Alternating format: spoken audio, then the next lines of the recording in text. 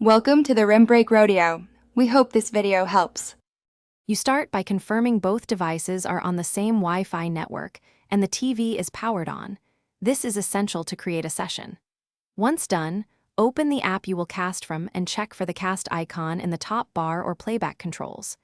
Make sure the TV shows a ready screen or the device name. If needed, update the casting app first so you have the latest protocols. This avoids handshake failures and speeds up the initial discovery step.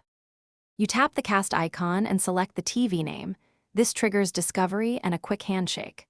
Once connected, start playback from the app. Video streams on the TV while your device sends controls and metadata, so you can pause, seek, or change episodes locally. If you need to mirror a whole screen, choose Screencast or use Chrome's Cast desktop option and pick the display. Performance varies with Wi-Fi strength, so make sure to close heavy background apps to reduce lag and buffering. You end casting by tapping the cast icon and selecting stop or switching the TV input. This closes the session cleanly and frees network resources. If media fails to play, restart the casting app first, then your phone/tablet, and finally the router. This sequence clears common cache and network glitch states.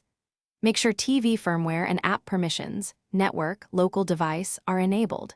If problems persist, move devices closer to the router or use